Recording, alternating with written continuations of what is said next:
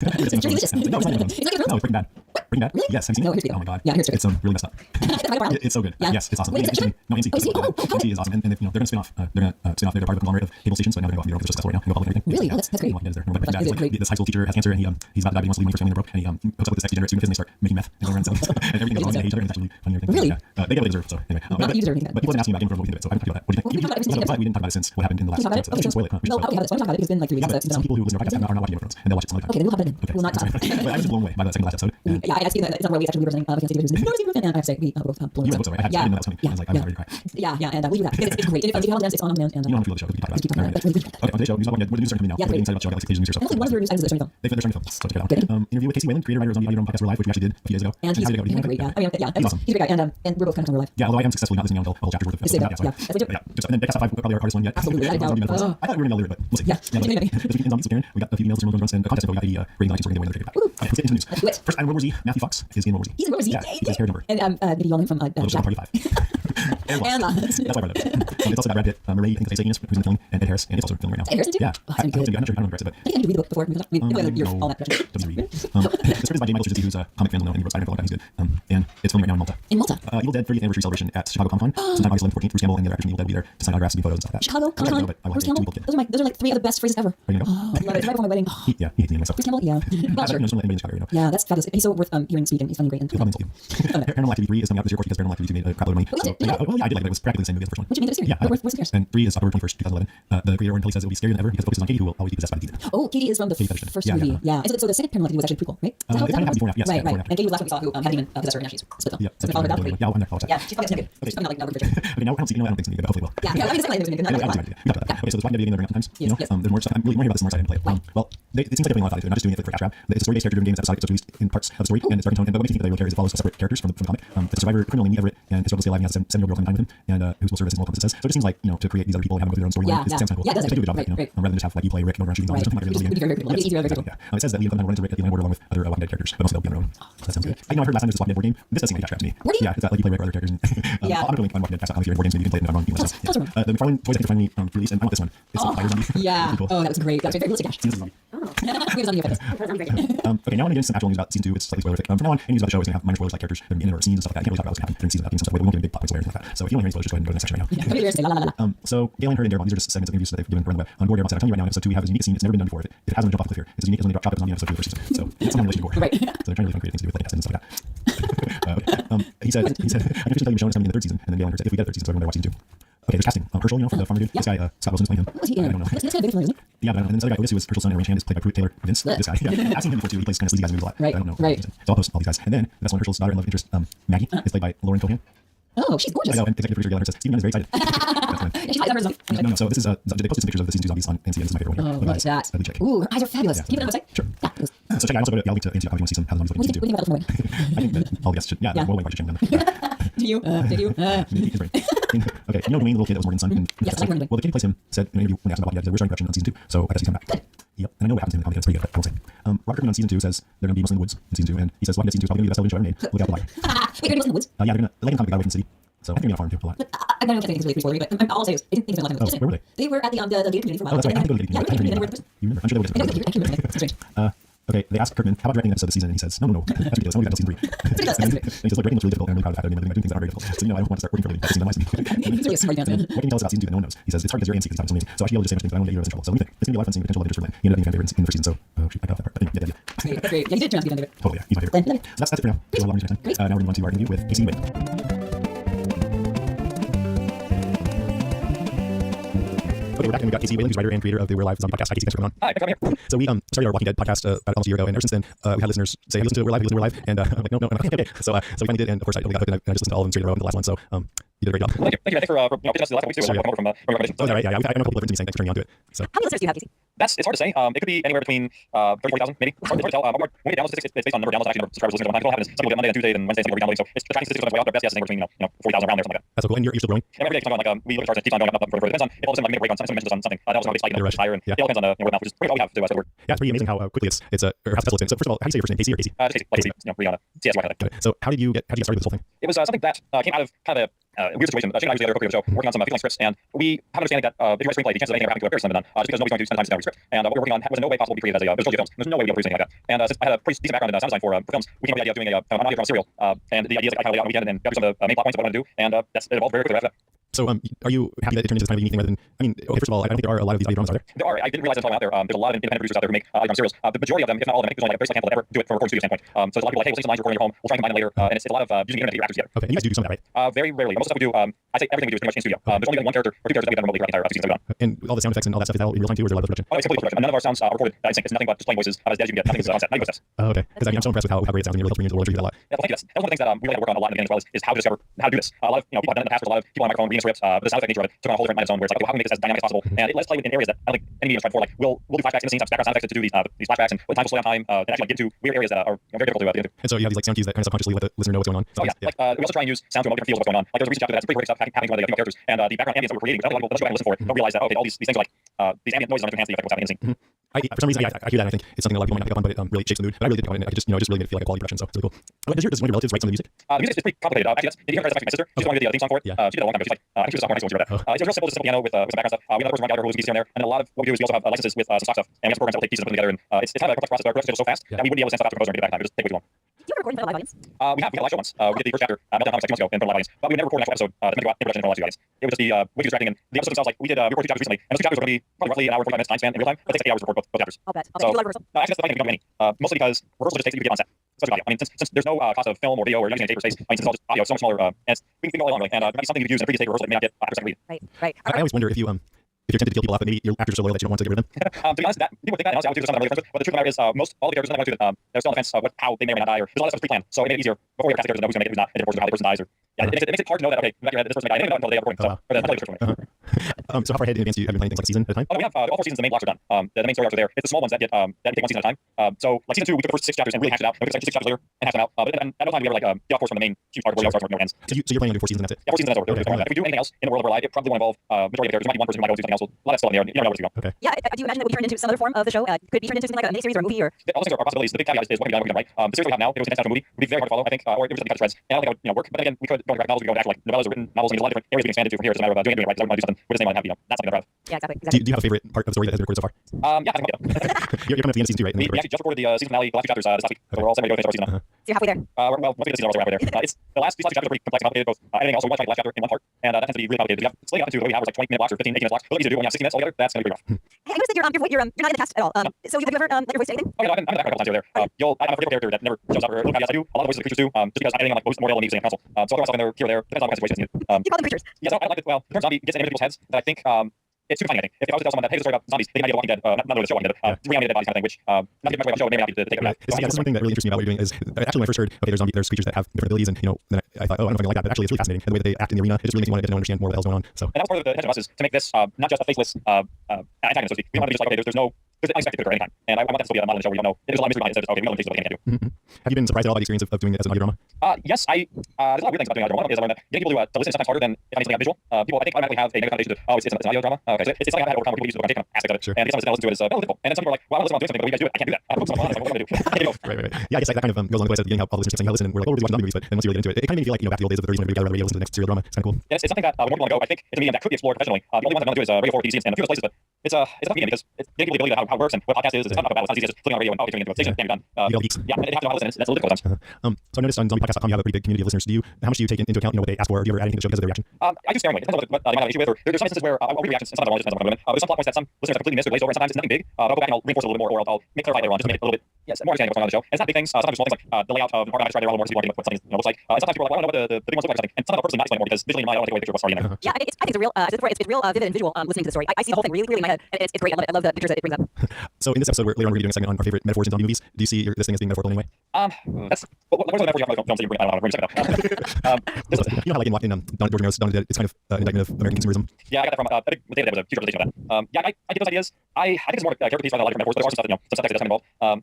I don't know if it's as strong as Romero's, metaphors and that kind of stuff. Yeah, it doesn't need to be. I was just curious. I noticed how much the military plays, and I know you have a military background. I think that's pretty cool that you get to bring all that knowledge to bear. Sometimes I will say sometimes very limited. I have to play a lot of other help and research without, I can't go on Facebook and be like, hey, does anybody know you can fly a helicopter? That's really the questions here. So I'm very straight about finding people who have this first-hand information during the story. But that was part of the reason why I focused on soldiers, because they always say, right, I know you're right. And I was like, okay, I've been to the base that they were at in the first chapter, and I've been to all these places. Let's bring up a fresh, perspective of something that maybe hasn't been covered in such a genre before. Because every time I see military and especially zombie films, like, really guys, that's what you guys do. Yeah, they're the bad guys a lot of the time. I know faceless bad guys. Like, did you guys see Super 8? Not yet. Not yet. Okay, I'm not spoiling anything. This really isn't a spoiler for it, but it's just one of those archetypes where the military is a faceless monster, and it's like, really? That's okay. Yeah. It's kind of refreshing, actually. Yes, I mean, because they obviously be more prepared for situations like this. It really fits in the story. Well, that's something that I disagree on. A lot of people think the military would be super prepared. For some reason, I don't think so. I don't think they'd be able to respond. I think there'd be certain units that might be able to. But in general, I think if it happened in a certain way, I think they would be prepared. Interesting. That's interesting. But people forget that these are, a lot of them are, the soldiers that is, are people. They're not just a mindless moving thing. And one of the reasons why soldiers perform abroad is they're performing, they're sort of attached from their home life. But same with a soldier in the US, and the US is an actual part and being attacked, whole different scenario there, because all of a sudden they would be questioning their own instincts of protecting the people that are close to them instead of following order. So that's something I'm not going to play that I don't think a lot of people think about, because the US has been incredible as a military force for many years for diplomacy. You don't have to worry about it. It's abroad, you have to do stuff with. Yeah, absolutely. And they all know how to use weapons. That's another thing. My soldier can have any gun that'll use. That's true. Yeah. No, I don't think so. What's your favorite of your characters? Oh, I don't know. I can't say anyone in particular was my favorite because I write them in different ways flawed. I actually like making sure each character, no one is ever perfect. Yeah. And so it's hard to say. I found Bert, I'll say, just because Me too. that also, a lot of him comes from my father. And I never read the story. Like the story about Vietnam that he tells me is actual combination of real stories about my dad. So I throw stuff like that in there. It's fun to write because I'm just realizing I'm growing up on the same as his that story. So I think I had to pick one at the end. Oh, that's really nice. I'm sort of half in love with Angel, I have to say. So interesting. So many people have different favorites. Like some people hate Angel. Some people love him. There's different camps, and they all fight for whoever character they believe is the strongest. I like Riley. Right? Yeah. Right? You like strong female characters. Yeah, I guess so. That's strong French. Yeah, she's great. She's great. Does the actress who plays her, does she really have an accent? Oh, yeah, she's full French. Wow, great. Okay, I just have a couple more questions. I guess since you're ending it, you know how the whole outbreak happened. That would be correct. Yeah, so we're gonna I'm trying to leave this area. Yes, I know how certain things began, Okay. to quote myself. So we'll be able to find that out. Huh? I will say you're going to get the information you need to know. Okay. That's all I can really say about it. We're going to know every single detail Right, of every single little, biological or chemical or whatever reason it's behind it. And I will tell you the story. And if it corresponds to the story or not. It's one of the things, a lot of people, like I think, I actually have not read the comic book, Right. but I'm hearing that one of the difference between them, this is what people like is the comic book doesn't give you the reason why it started, and just focuses on the drama afterwards where the show gives you the reason why, and then, gives you that background. But, excuse me, I'm going to get the impression that, hold on. Yeah, take your time. Okay, I got a piece of water. Sure, yeah. No problem. So, Jason, you'll notice that he sides on more. I know. I know. Kind of Yes, more you're right. Musk-esque, kind of. Oh, I thought you were talking about the military. Oh, no. Oh, yeah, I'm asking about that. Don't you worry. Because I don't necessarily agree Yeah, I know you. that you And I what you think just you said. No, I'm saying I'm not sure that that he does subscribe to that. Oh, Okay, that's right. Okay. What did you? This is a litmus test. What did you think of the end of Lost? Churches. Yay! really? See, I thought you were getting at more of a agreeing with how he ended, how he left it sort of something rather ambiguous. Oh, no, they left it too ambiguous. They had no idea where they were going. Obviously. For too long, they led you down roads just to make the world longer. So instead of a direct route, they just kept on going in circles, and they never gave you any reason to know that they knew what they were doing and everything. And that, I think, is cheating with the audience. I think you're right.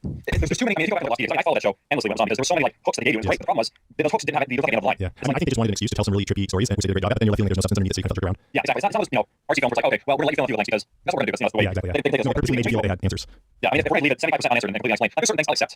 But there's others that I don't. Yeah. Yeah. Karen, anything to say about No. that? Okay, Casey. It's great to have you on, and appreciate you coming on. Is there anything you want to say to our listeners about where live before you go? Not really. All I can say is give it a shot. If you, I always encourage people to go past the first 3 chapters and have a little bit of a dedication to listen. But typically by the third chapter, don't get into it and understand what it is. I'd say we get into progressively better as it goes. Yes. And in the beginning, this is one thing that really sucks about series. Unless you're pilot, the person who's at the very beginning, you know exactly what you're doing. It's hard to get people to get invested in something. I think we figured out what we're doing a little later in the game. Not to say the first bad, but it's just we get I think it's really response later. Yes. Yeah, I agree. Yeah, very good. Karen, would you tell Casey our one rule? Yeah, we have one requirement, Casey, and that is that anyone who appears as a guest on the show has to make a zombie sound. Oh, geez, I guess every day. What would I do? Hey, you know, Yeah. Awesome. I bet you got a picture of exactly what creature made that sound in your head. Yeah, you can find a little more preparation time, and I'll find for later. Okay, man. Thanks a lot for coming on. Well, thank you very much. All right. And, Casey. take care. Good luck listening.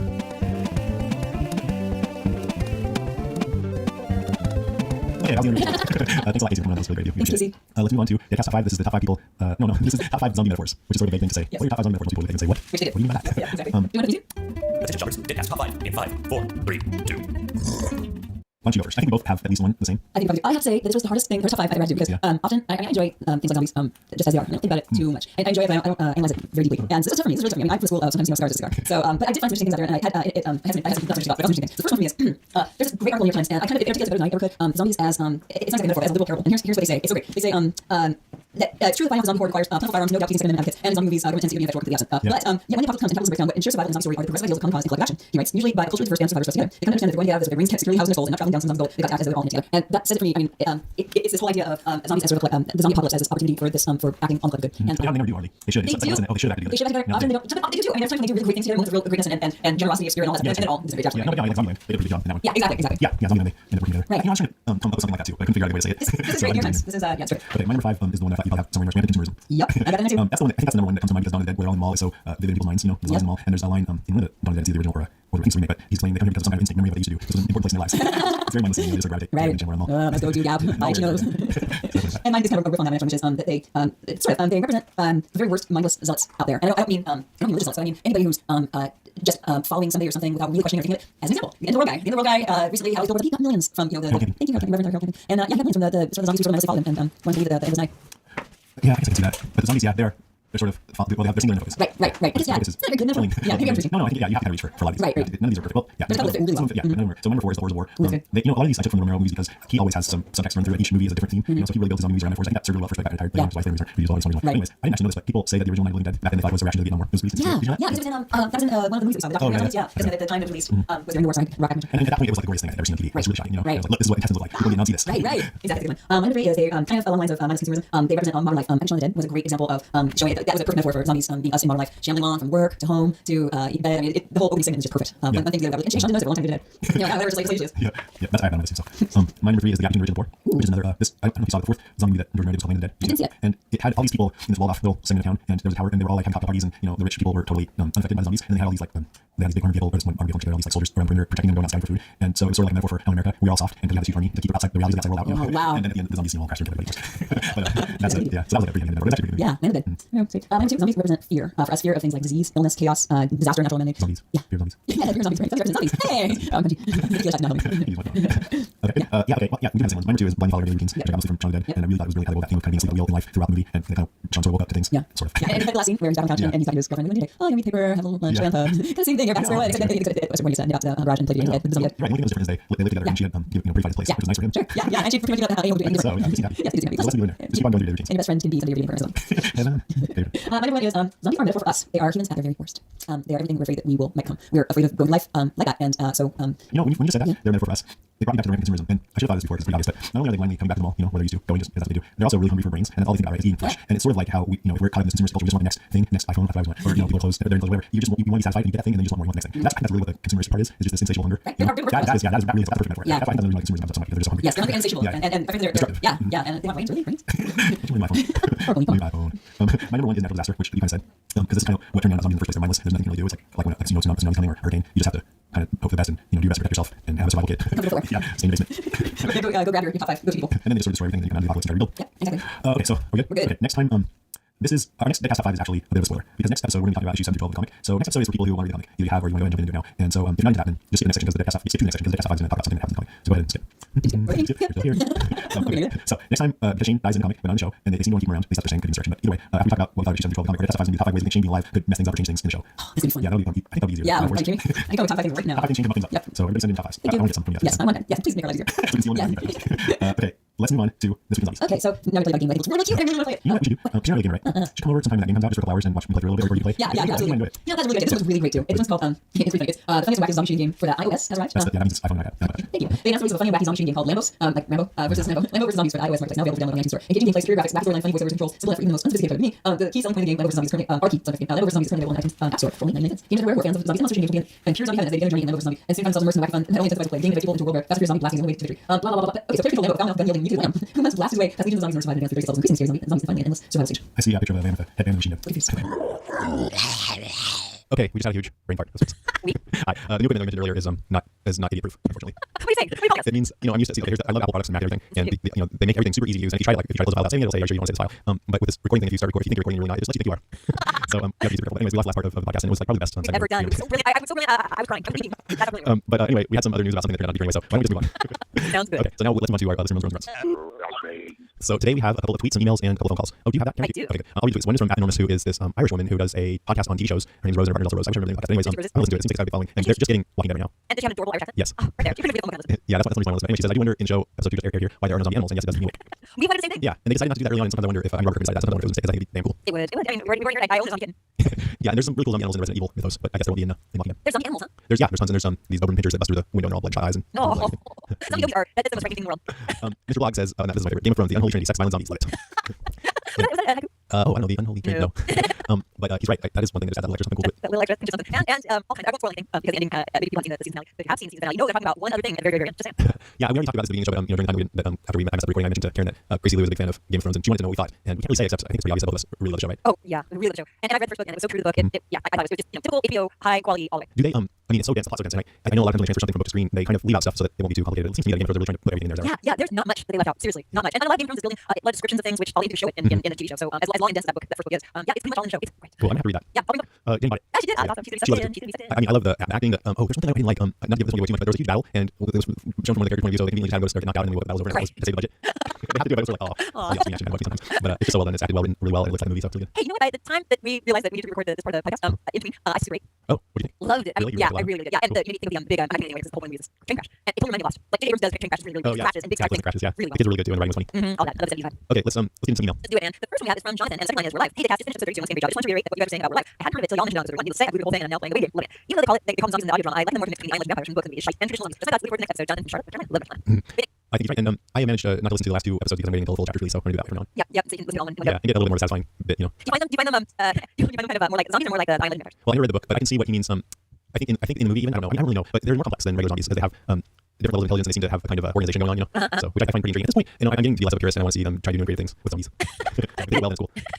That's funny. Yeah, I'm curious. Yeah, I mean, when we get into this topic, there's definitely different things on how it should be, you know. Oh, for sure. I know. I'm fine with it. I mean, it's all People care. You do. Okay, let me go to the next one. This is from Mark, another fan movie suggestion. Well, Jason Karen, I'll give you another viewing suggestion for the show. I think the show should be considered quintessential to the zombie pantheon of entertainment. My recommendation was briefly discussed on the show. It's called Dead Set and was a BBC miniseries. It's 5 1-hour episodes. It's a very great movie in the vein of Dawn of the Dead. The Zack Snyder version, 4 days later. Its underlying message is pretty obvious considering the source material has a very unique setup. The zombie outbreak occurs during the night of the big eviction episode of the BBC version of Big Brother. I'm not a reality TV fan, so this slight ridding of the reality genre was enjoyable. I guess some of the actual Big Brother hosts and contestants appeared in the stories, but it's a very well done and gory for a TV movie. They aren't afraid to take a little over the edge on the BBC. I guess that's why they have so many good shows. I'm not sure how to watch it now, but if you can find it, I think it'll be a great fodder for the show. So I already mentioned this before this part. I went on and just watched a little snippet of the first episode, and before the zombies even showed up, but it did look like a really funny stand-up of reality TV. So it made me want to watch it just for that, and I almost thought it would be good. It would be a great show without zombies, just based on that a little bit. How do you watch it? Okay, so they have it on Amazon.com. You can buy the episodes for $2 each, and you can just watch a little review without having to pay. So that's what I did. I'll probably pay for it and watch it, and it's really, really good. And maybe we'll ask all you guys to, if you want to, you know, watch it with us. You can have to buy it too or find something where you get it. But anyways, I'll watch it first, so we don't have to potentially expose our audience to another crappy movie. He says one more thing. You mentioned James Gunn when you were talking about WonderCon. He wrote Dawn of the Dead remake. As you mentioned, we also did a zombie movie called Slither starring Fireflies and Nathan Fillion. Not traditional zombies, but fun tongue-in-cheek splatterfest. Another wild movie if you have time. Cool. I've heard that, but I'll check it out. And he says, thanks for the great show. Love you guys. All fun together. You make my day. Keep them coming and don't get another zombie sounding fight.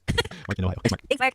Okay, we got a couple calls. Both of them are from Michelle, and here's number 1. Yeah, hey, Jason, Michelle, I'm going to recommend a book to you for the book recommendation from podcast ago, and I just finished this book called Rise Again, and it's really good. It has a main character that basically leads the people and takes charge and whatnot. Is a female, and she's like a military person, and she came home and became sheriff of her little small town, and you know the zombie kind of kids and whatnot. And it's done very creatively, and the ending is just ridiculous in my opinion. Nobody else knows, but it was really great, so I'm going to recommend that to you. And take care. Bye.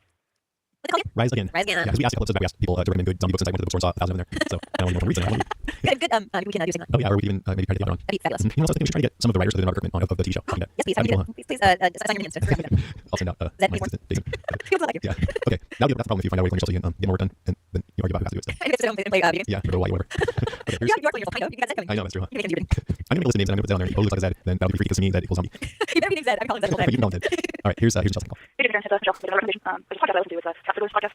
It's an audio listen and whatnot. It's got one series. It's all part of the Harvard University series. It's got one series. Really awesome. I think about zombie campaign and it's called Infected. It's a nice little book. Zombies. It's there's a lot of fights, a lot of stuff he does, and basically it's aliens, what have you. And there's a character, main character, and he gets infected by these blue triangles, and it's like talking to him and stuff. It's pretty epic. Like I would do it if I found it. It's got a sequel called Contagious, and he's working on a 3rd book called Pandemic, and it just I can't say enough about it. I recommend it just like right now. Most of the books are great periods, and they're all free on iTunes if you just look it up. So you got Infected, Contagious, right now he's pushing his football series, football fan feature, where they aliens and stuff, and it's just really great audiobooks that you can listen to free. And so check them out. I think you might love them. So all right, guys. Take care. Bye.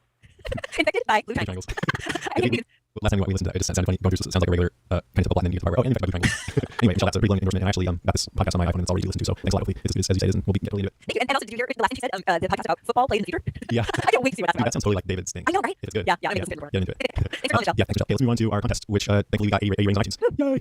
So we can give away another Walking Dead paperback. Yeah, and get some great submissions. Yeah, but let's just read the winning one, okay? Because we're at an hour 20. Oh, you're right. I gotta wrap it up. I'm getting a signal over here. All right, so it comes from Jason Taylor. Jason Taylor. Ooh, Jason Taylor. And I love it for some reasons. You'll know why. It is the Demon Cat Purrs post interview Molly Rowan. Yes, someone zombies. Because it has cat zombies and us. Yeah. A winning combination. Yeah. Thanks, Jason. Thanks, Jason. Congratulations. Yeah, we both like all your haikus. I thought they flowed really well. And I'm everybody sending really good haikus. I really enjoyed them. So thanks, keep coming. Jason, send us your email. I mean, not your email. Send us your address over email. We'll send it out to you. Bring the walkingdead.com. And everybody else, if you want to enter this contest, tweet your haiku with @Jason Karen in the tweet or put a comment after. Put haiku in a comment after and post it at walkingdead.com and you can win. Great. Now we're going to the show again. Yes, that's all time. Okay. Okay, that's our show, episode 33. And I wanted to mention that my friend Jamie, who was on the show with us back in episode I think 13, to talk about one of the Walking Dead shows, he recently had this huge scare. He had a headache and it ended up being some kind of growth in his brain, which they thought could be a tumor. They did surgery and it ended up being an abscess, which they drained. And as far as we can tell, he's okay now. Oh man, and so he's alright. He's gonna I think so. I need to call him. He's a jokester. So on his Facebook page, he'll put things that he'll say, oh, that's because of brain damage or whatever. Yeah. And I think he's kidding. Yeah, But, he's posting a lot. And he seems to be recovering fine. So anyway, I told him I was going to post this picture. I actually asked him to post a picture. They show, you can see half the side of his head is shaved and there's a huge scar that's all stapled, closed, and it looks like something out of a zombie movie. Oh, and, yeah. He did, yeah. So I'm going to post it on the website if you have a strong stomach. Go on there. Jamie, get well. Yeah, Jamie, I'm really glad that turned out to be honest with you. That could have been another day. Was that your kicking? Okay, for our next episode, we're going to be talking about Walking Dead comic book issues 7 through 12. Decided to do this a little bit early, and we'll have Chad back on to talk about this episode. Next episode is going to be heavy on spoilers. So if you haven't read issue 7 through 12 of the comic, then you don't care to read that because you don't want to be possibly spoiled on the show. I'm not going to say next episode, but we already said that the next episode is on 30 now. That's right. Go listen again. Yeah, go listen to the next episode. But anyways, if you want to give us a call, you can call us at 650-485-DEAD, 650-485-3333. You can email us at brains@walkingdead.com. You can check out our website, leave comments, haikus, or whatever at walkingdead.com. And we're also on Twitter at Jason and Karen and on Facebook at facebook.com/thecast. Okay, that's our show. Thanks for listening. Don't get That's it. recording.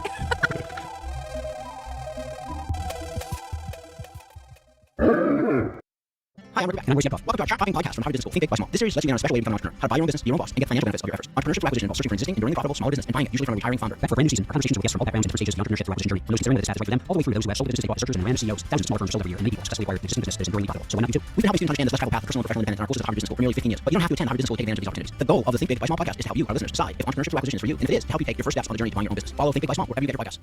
It's hard to remember now, but the internet used to be fun. I can't believe how easy it is to search for that.